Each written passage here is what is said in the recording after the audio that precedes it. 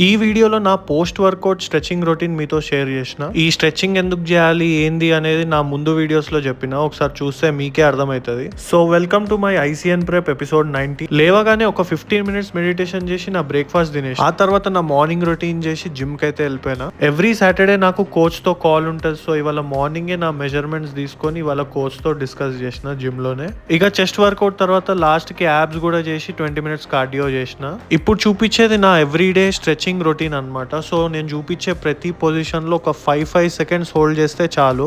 దీని వల్ల మన మజిల్స్ లో మంచిగా బ్లడ్ ఫ్లో ఇంక్రీజ్ అయ్యి రికవరీకి హెల్ప్ చేస్తుంది అనమాట. నెక్స్ట్ డే గానీ మీకు సోర్నెస్ కూడా కంపారిటివ్లీ చాలా తక్కువ ఉంటది. మీ రికవరీ కూడా బూస్ట్ అవుతుంది అనమాట. So that me next work out day రోజు మీరు మంచిగా ఇంకా 100% పుష్ చేయొచ్చు. మీరు ఈ వీడియోని సేవ్ చేసుకొని తర్వాత ట్రై చేసి చూడండి, మీకే ఈ బెనిఫిట్స్ అర్థమవుతాయి. ఇంటికి రాగానే లంచ్ తో పాటు క్రియాటిన్ తాగేసి మాడుతో వాక్ వెళ్ళిపోయినా. ఇవాళ ఎన్నో రోజుల తర్వాత సన్ కనిపించింది, మంచిగా సన్సెట్ చూసి నా కార్డియో ఫినిష్ చేసుకున్నా. ఇక ఈవినింగ్ టైం కి నా యూజువల్ స్నాక్ తినేసిన.